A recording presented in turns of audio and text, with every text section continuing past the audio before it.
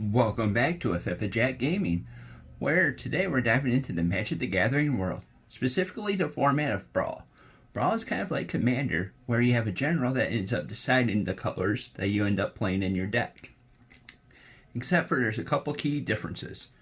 In Commander you have 100 card decks, in Brawl you have 60. Also, all the cards in Brawl are currently in Standard. Once they rotate out, you have to change them out. Before we jump over to the deck tech, like, subscribe, or hit that little bell icon to be notified about any of our future content. Today we are covering Feather the Redeemed. She is a red and a white, 3/4, flying angel. So the main part is coming right up. Whenever we cast an instant or sorcery spell that targets a creature you control, exile that card instead of putting it into your graveyard as it resolves. If you do, return that card to your hand at the beginning of the next end step. So whenever we target one of our creatures, it doesn't even have to be just Feather. We're able to get that card coming back at our next end step, giving us a handful of stuff to be able to pump with a non-stop pump train. Obviously, we're diving into Boros. So with that, let's cover some of Feather's fellow friends that we have. There's 13 other creatures altogether. Aurora, Exponent of Justice, is a 2 and a red and a white. Flying Angel with a 2/5 body. It has Mentor. Whenever this creature attacks, put a +1/+1 counter on a target attacking creature with the lesser power. At the beginning of combat, on your turn, choose up to one target creature you control. Until end of turn, that creature gets +2/+0, and trample if it's red, and vigilance if it's white. So this is our sub commander. If we decide not to end up using Feather, this is our other option. True Fire Captain is a red, white. Human Knight has a 4/3 body, also has Mentor, and whenever True Fire Captain is dealt damage, it deals that much damage to a target player.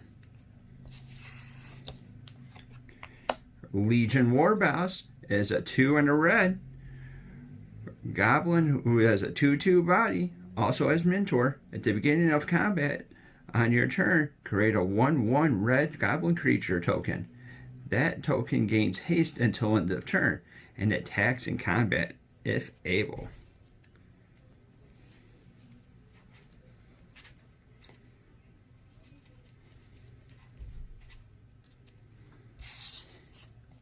And our final guy that has Mentor is Tajik, Legion's Edge. So 1, a red, and a white. Human Soldier has a 3/2 body, haste. But then he also has prevent all non-combat damage that would be dealt to other creatures you control. Has a red and a white. Tajik Legion's Edge gains first strike until end of turn. Sky Knight Legionnaire is a 1, a red, and a white. Flying haste for a 2/2 body.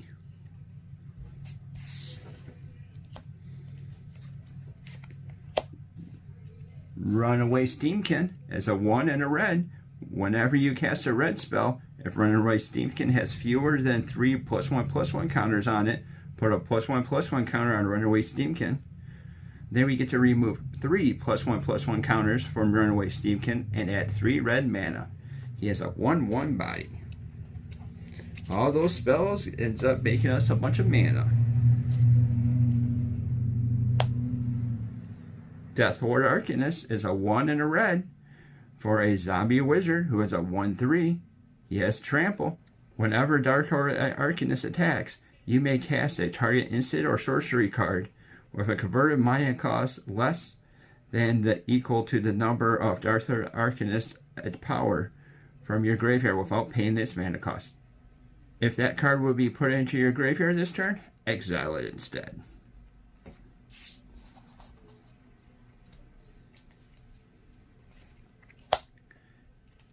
10th Street Legionnaire. It's a red and a white. Haste or a human soldier, that's a 2/2. And whenever we cast a spell that targets 10th District Legionnaire, put a +1/+1 counter on it. And then we get to scry 1.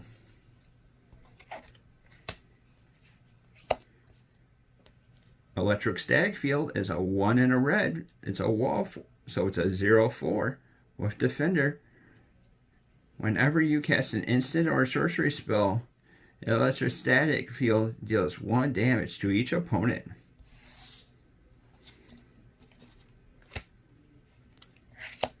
Burning Prophet is a 1 and a red for a 1/3 human wizard. Whenever we cast a non-creature spell, Burning Prophet gets a +1/+0 until end of turn, and then we get to scry 1. Sky Knight Vanguard is a red and a white human knight who has a 1/2 body. Whenever Sky Knight Vanguard attacks, create a 1/1 white soldier creature token that's tapped and attacking. Swiftblade Vindicator is a red and a white human soldier who has a 1/1 body, has double strike, vigilance, and trample. And then finally, but not least, Krinko, 10th Street Kingpin. Costs 2 and a red. It's a legendary goblin who is a 1/2. Whenever Krinko, 10th Street Kingpin, attacks, put a +1/+1 counter on it. Then create the number of 1/1 red goblin creature tokens equal to the power. Be able to get some massive numbers of goblins with that guy. Next, we're going to jump over to a couple planeswalkers. So these guys are from War of the Spark, and they all have static abilities. Tibalt, Rakkus Investigator, is a 2 in the red. Planeswalker comes in with 5 loyalty. Your opponents can't gain life.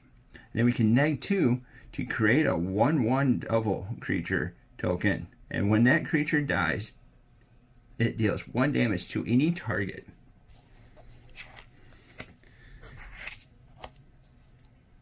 And then we have the Wanderer, who is a 3 and a white, comes in with 5 loyalty. Prevent all non-combat damage that would be dealt to you and other permanents you control. -2, exile target creature with a power of 4 or greater.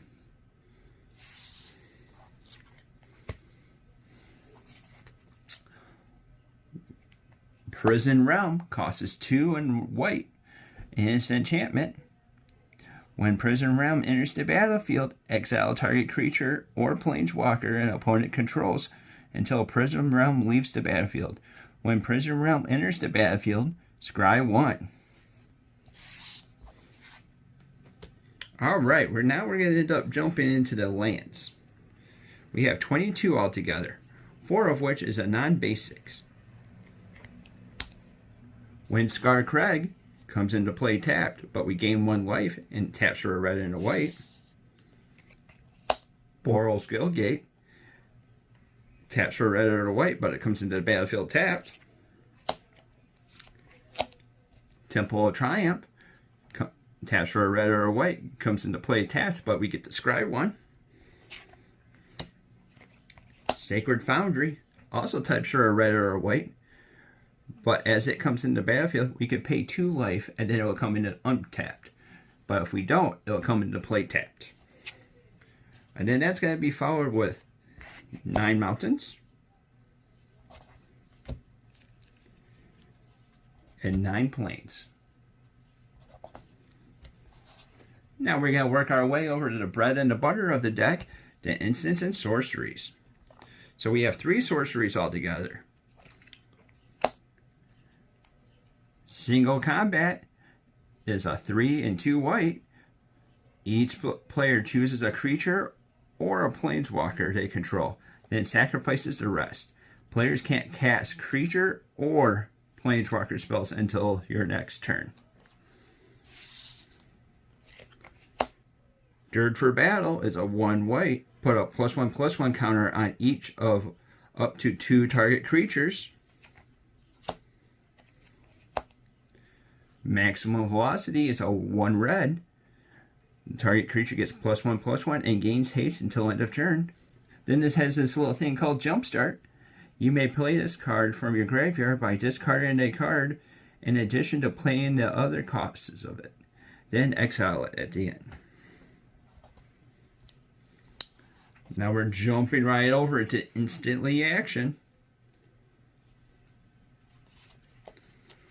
Unbreakable Formation costs us 2 and a white. Creatures you control gain indestructible until end of turn. Then it has addendum, where if we cast this spell during our main phase, we get to put a +1/+1 counter on each of those creatures, and they gain vigilance until end of turn.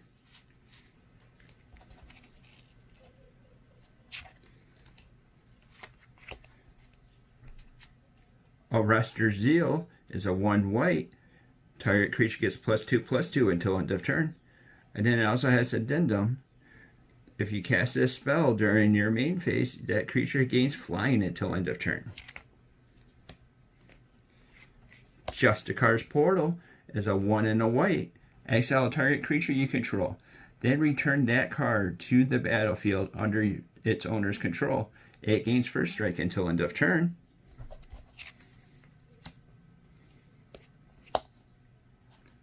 Justice Strike is a 1 red and a white. Target creature deals combat damage to itself equal to its power. Obviously, that's our form of a removal.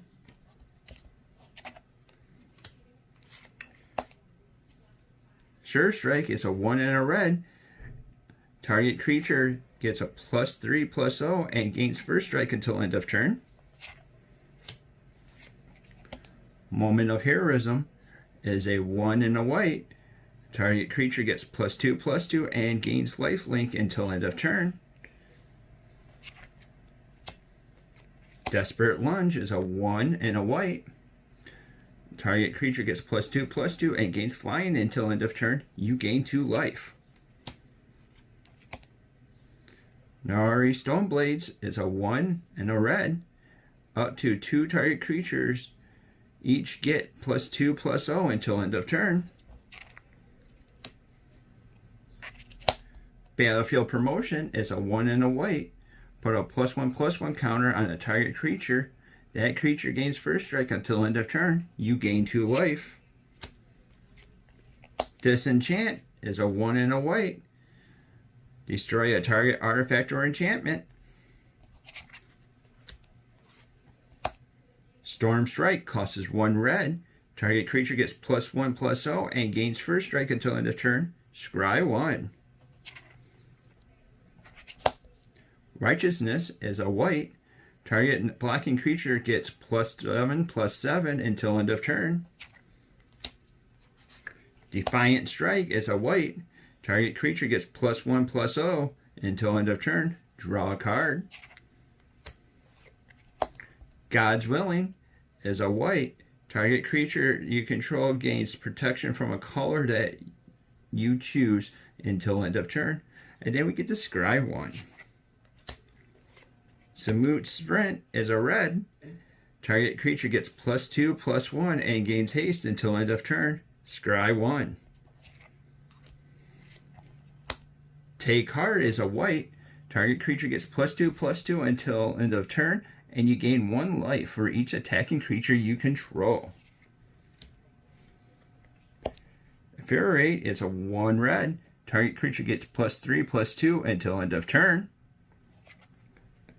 And then the final spell is one of those cards that has 2 different things. Integrity, which costs a red or a white. Target creature gets +2/+2 until end of turn. Or Intervention, where it costs 2, a red and a white. Intervention does 3 damage to any target, and you gain 3 life.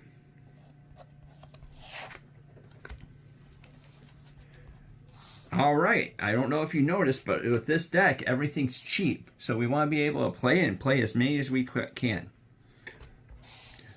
With Feather, she also lets us bounce back spells and be able to keep on getting value off that playing of those spells. What do you think of the deck? Let us know in the comments down below. If you like the content that we're putting out, like, subscribe, and hit that little bell icon to be notified about any of our future content.